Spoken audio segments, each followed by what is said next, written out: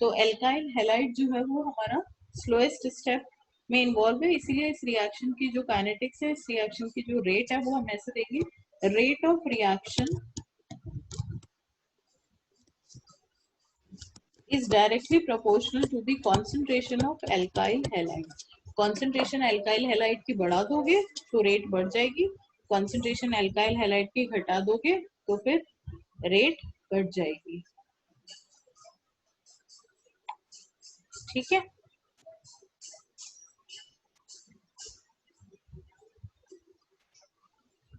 और न्यूक्लियोफाइल पे क्यों डिपेंड करेगा? हाँ, ये न्यूक्लियोफाइल पे क्यों नहीं डिपेंड करेगा? न्यूक्लियोफाइल पे इसलिए डिपेंड नहीं करेगा कि तुम अगर वीक भी न्यूक्लियोफाइल लोगे या न्यूक्लियोफाइल की कॉन्सेंट्रेशन कम लोगे, पहले तो हम न्यूक्लियोफाइल की कॉन्सेंट्रेशन की बात कर लेते हैं, देन उसकी स्ट्रेंथ की बात करेंगे।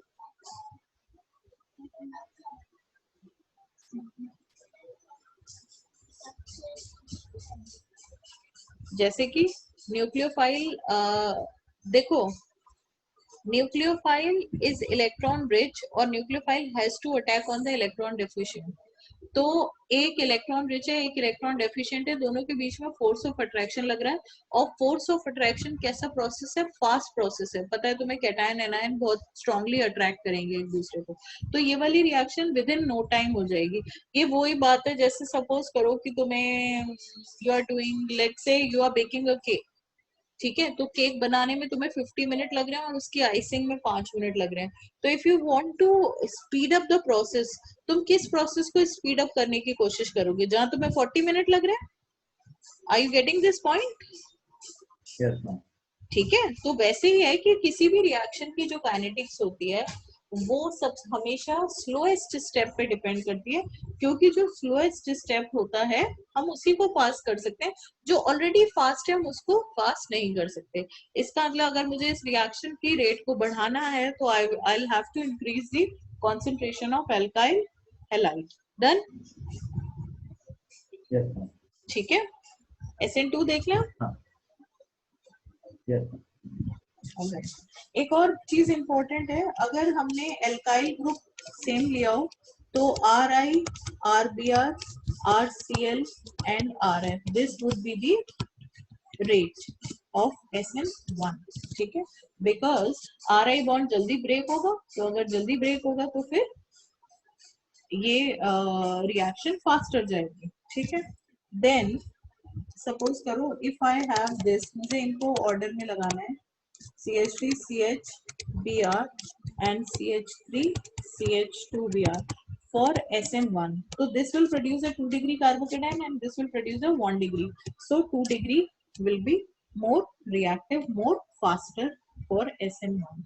ठीक है, SN2 जैसे नाम से ही लग रहा है कि यहाँ पे दोनों स्पीशीज यानी एल्काइल हैलाइड और न्यूक्लियोफाइल दोनों का बहुत इंपॉर्टेंट रोल है। तो फिर SN2 की मैकेनिज्म, सबसे पहली चीज SN2 में, in case of SN2 alkyl group should be less bulky.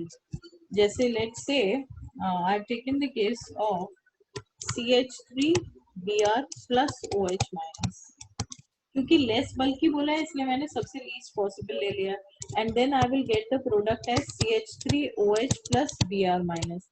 अब इसमें जैसे हमने SN1 में देखा था, we have seen there were 2 steps mandatory, second option was means जो थर्ड स्टेप था rearrangement of carbocation, that was optional depending upon the carbocation form.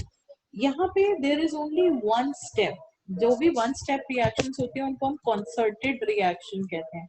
So this is a concerted reaction, one step हो रही है। ठीक है, then अब इसमें कैसे होता है रिएक्शन? ठीक है, we know that this is a sp3 hybridized carbon, right? So CH3 and then Br, it is like this। ठीक, so OH minus जब आएगा, when OH minus wants to approach this carbon, हमेशा OH minus उस carbon को ही क्यों approach करता है? Because this carbon is having a partial positive charge because it is connected to electronegative atom। तो वो it cannot attack from the same side where bromide is present, bromine is present। Why? Because bromine will repel oxygen। Bromine के पास भी 3 lone pairs है तो वो repel करेगा, that is why oxygen will attack on the from the back side. तो जब ये back side से अटैक करेगा, there will be a very interesting situation. HO carbon, Br, H and H. देखो लास्ट SN1 के case में we have scene कि carbon bromine के बॉन्ड टूटने की एनर्जी जो है वो किससे मिली थी, सॉल्वोलिसिस से मिली थी. Here we are not saying that we need a polar solvent. Yes, polar solvent will help. Like SN1 में help किया था, SN1 में तो mandatory था, यहाँ पे mandatory तो नहीं है, but if you take a polar solvent and if you take a non-polar solvent, then the rate of SN2 will be faster in polar solvent. Reason उसका यही होता है कि हमें actually तो यहाँ पे polarity ही चाहिए अटैक करने के लिए, और solvent की presence में polarity क्या हो जाती है, पोलर सॉल्वेंट के प्रेजेंस में पोलैरिटी इनहेंस हो जाती है. ठीक है, और हेल्प भी मिलती है. तो अब जैसे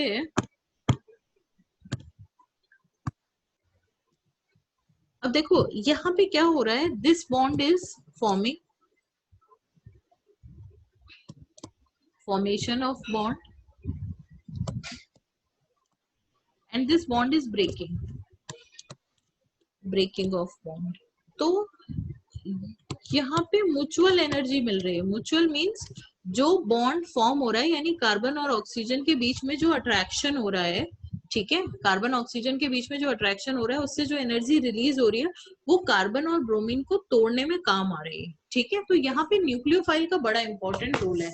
अगर मैंने कोई सपोज करो मैंने OH की बजाय I- ले लिया होता, तो कार्बन आयोडीन बॉन्ड कैसा है, वीक है, और कार्बन ब्रोमीन बॉन्ड उसके रेस्पेक्ट में स्ट्रॉन्ग है. तो हम कोई वीक बॉन्ड बना के स्ट्रॉन्ग बॉन्ड को तो तोड़ नहीं सकते, इसलिए वहां पे SN2 कभी होगा ही नहीं. यानी you can not replace iodine with you can not replace bromine with iodine following SN2 mechanism.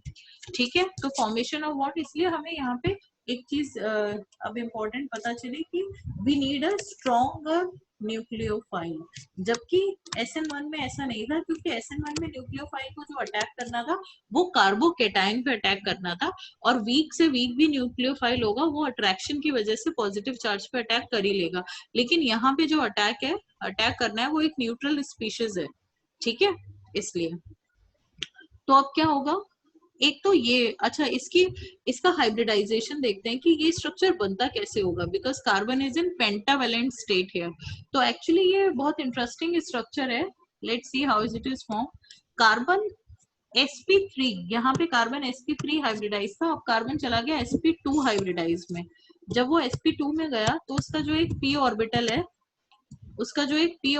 है वो अनहाइब्रिडाइज हो गया, और अनहाइब्रिडाइज होके ऐसे हो गया कि यहाँ से ब्रोमीन अलग हो रहा है और यहाँ से ऑक्सीजन उसमें अपने इलेक्ट्रॉन डाल रहा है, अप्रोच कर रहा है, और इधर से ब्रोमीन को कार्बन इलेक्ट्रॉन देके जा रहा है. तो this is basically the electron deficient हो गया कार्बन, क्योंकि ब्रोमीन इलेक्ट्रॉन ले गया. भाई ब्रोमीन जब जाएगा तो Br- की फॉर्म में जाएगा, और कार्बन पे कैसा चार्ज आएगा, प्लस चार्ज आएगा. तो this is bromine is taking away the electron pair which was forming carbon bromine bond, and then oxygen is inserting its electron in this. ठीक है, तो ये जो अरेंजमेंट है, this is the pentavalent, this is called the pentavalent state of carbon.